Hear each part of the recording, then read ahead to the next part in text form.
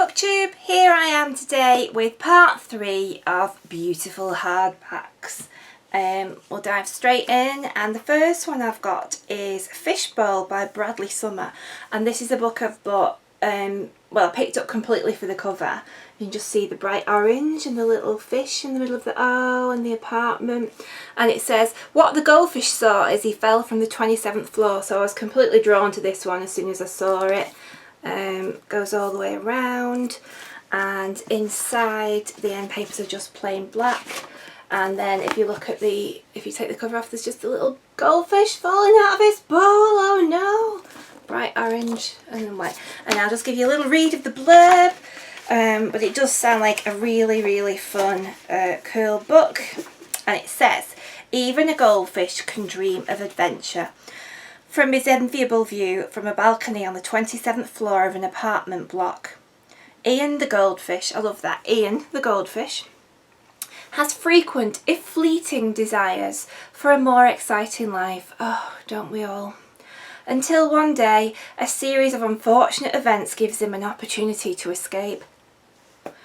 Our story begins, however, with the human inhabitants of Ian's building. There is a handsome student, his girlfriend and his mistress, and an agoraphobic sex worker, the invisible caretaker, the pregnant woman on bed rest, and the homeschool boy, Herman, who thinks he can travel through time. And as Ian tumbles perilously downwards, he will witness all their lives, loves, triumphs and disasters. So there you go. And it just sounds an absolute hoot. It sounds great. I love that he's called Ian the goldfish, and there he is again. Look, there he is in his little bowl. So cute. Not read this one yet, but now that I've pulled it off my shelves, and I'm thinking, why have I not read this yet? This sounds great. So yeah, I think that will be bumping its way up. But then the TBR just gets bigger and bigger, and Next one I've got is a little book called Men Explain Things to Me and Other Essays by Rebecca Solnit, and it's just got such beautiful designs on it. It's sort of like a purpley blue book with gold inlays, and this is just a short selection of feminist essays, and it's got like a kind of goldy, mustardy, greeny kind of colour on the inside, and it's just plain blue to match the front. But I love that all these sort of like gold sort of connections and all of that's on the front. Really pretty, lovely little book. The next one, you've seen this before, you can't see it again probably, and that is my leather bound edition of Charlotte Bronte's Jane with the beautiful gold embossing on it and just the lovely leather cover, absolutely stunning. And these sort of are all punched out, these leaves. Absolutely gorgeous, just plain black on the inside, but just beautiful. I love it. And it actually has, if you can see, a little ribbon bookmark in it. The next one is The Butcher's Hook. This is by Janet Ellis. A lot of people seem to be reading this at the minute, and this is just a stunning cover. I don't know if you can zoom in on all the little details of the pictures that are on there. Absolutely stunning little line drawings. Absolutely gorgeous. Each one just really, and it carries on around the back as well.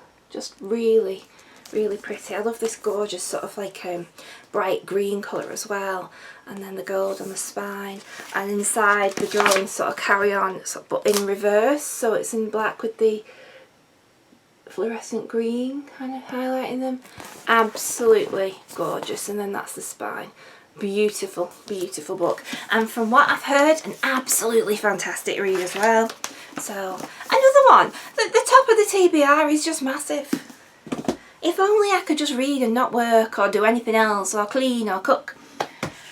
Next one I've got is A Little Life by Hanya Yanagihara. This was shortlisted for the Booker Prize last year. This is the hardback edition.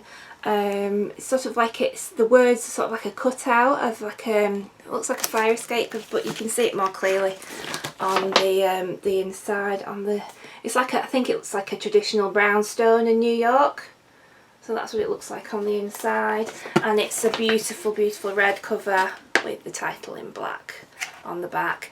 And again, this this follows, I think it's what I've heard, it's quite a tragic story. It follows the life of 5 boys. But I don't know much about it than that, but some people seem to really love it, some people seem to really hate it. I think it's quite a traumatic read. So yeah, and it's quite a big read as well. That's probably why I've not read it yet, because you know I've got this thing about big books. The next one I've got is In a Dark, Dark Wood by Ruth Ware. And you can see the girl just there going into the dark, dark wood. And it says on the front, someone's getting married, someone's getting murdered. That's my kind of book. So it's a dark kind of like crime thrillery type book. Black on the inside. But then if you take off the cover, look at that. There's the confetti, but it's almost sort of turning into blood and fire, and absolutely gorgeous. You take the cover off. So yeah, absolutely stunning inside and out. I love that. It's beautiful. Gorgeous. So yeah, so again, another one. I want to read all these books. I wouldn't have bought them if I wanted to read, you know, if I didn't want to read them, but time.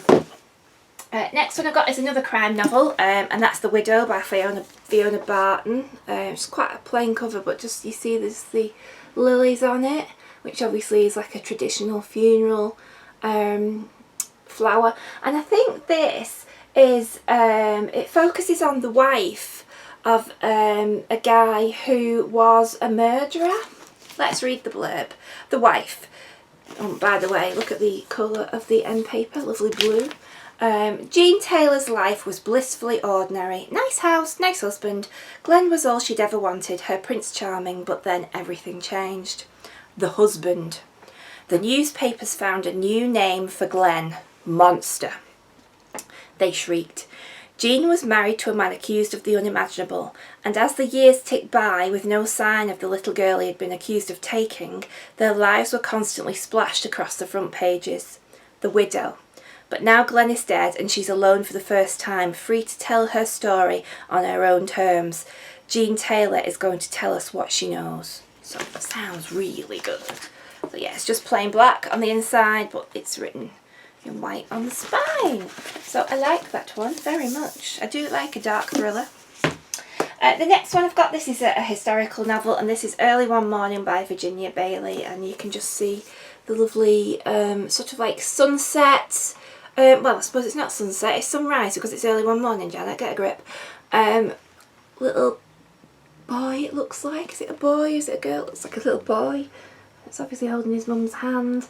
And then you've got like on the back, sort of like the gold almost looks like, you know, the marks on the tube mat from point to point.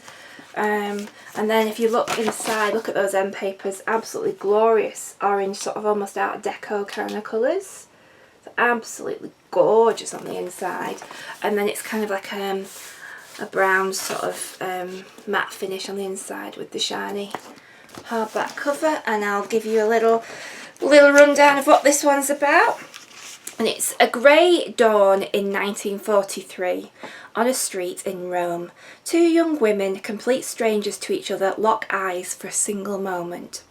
One of them, Chiara Avello, is about to flee the occupied city. The other has been forced at gunpoint onto the back of a truck with her husband and their young children. As the time stands still, Chiara makes a decision that changes her life forever. Loudly claiming the woman's son as her own nephew, she demands and to her amazement secures his immediate release. Only as the trucks depart does she begin to realise what she has done. 3 decades later, Chiara lives alone in Rome, a self-contained, self-possessed woman, apparently content.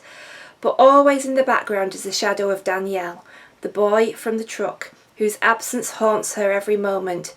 Gradually we learn of the havoc wrought by the boy Chiara rescued, and how he eventually broke her heart.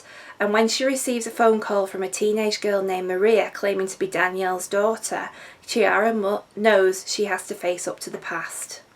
Early One Morning is an unforgettably powerful and inspiring novel about love and rescue, and how war is not always followed by peace. That sounds pretty good. I do like a historical novel. Now, this one might divide opinion on a beautiful hardback, but I think it's beautiful. And this is The Late Hector Kipling by David Thewlis. Now, I think that face is beautiful. You might think, oh, he looks quite ugly, but that face has lived. You can see what, you know, if you look at the art, it's absolutely beautifully done. And I think Hector Kipling is a man who's lived, and you can see it on his face. And I think this, I think this is a beautiful face. It's a beautiful cover. I really like it. I think it's just, yeah, it's expressive. You might not agree with me on that one, but I like it. And it's beautiful sort of bottle green on the inside, black on the outside, and it just does that. And let's give you a little read of what Hector Kipling is all about. And it says, Hector Kipling has everything to live for.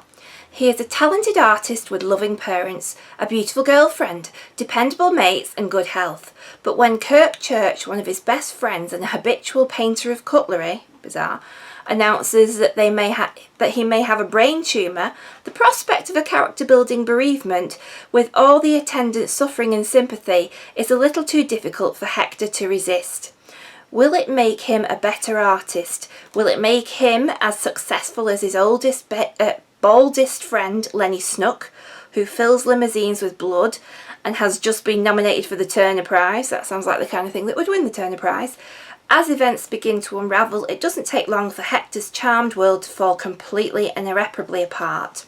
Indeed, it's amazing just how quickly a life can disintegrate. 1 minute you're fine and focused on the future, the next you're sobbing in front of an Edvard Munch painting, lying to everyone you love and having your nipples seared by a young and excitable punk poet. Oh, there you go. That doesn't happen every day, does it? From settees to stalkers, con men to corpses, paranoid self-portraits to S&M, The Late Hector Kipling is a warm and witty novel about the not-so-warm and witty world in which we live, tracing Hector's journey from the dizzying heights of solo shows to a deep hole in the floor of the Tate Gallery. It's an irreverent and candid exploration of life, death and everything art and everything in between. Sounds like there's a bit of everything in there. Sounds pretty cool. So yes, I think Hector's beautiful. And it's by David Thewlis, who I think is he Professor Lupin in Harry Potter? He's an actor anyway. And the last one I've got for you today is The Taming of the Queen by Philippa Gregory. And it's just got the beautiful portrait of Henry VIII on it there. And this is all about Catherine Parr. And it's an absolutely brilliant read, but if you just look on the inside, this is sort of from one of the paintings that was done that you hear about how it was made in the book. There's all the family, and apparently Catherine Parr actually sat for this picture as the wife, but it was Jane Seymour, I don't know if you can see there, this lady, Jane Seymour, that they painted in her place, who was actually dead at this point, but Catherine Parr had to sit for it. And then when she came in to the big sort of banqueting hall that they got the picture for, and looked at it and realised that it wasn't her who was the current wife, it was the dead Jane Seymour. So this is like the famous portrait, so it's absolutely beautiful, and beautiful red on the inside with gold embossed. So yeah, so it's a good read. I've actually read this one, it's great if you like that kind of thing. So that's it for beautiful hardbacks for today. I will be back shortly with another edition, and I'll see you all soon.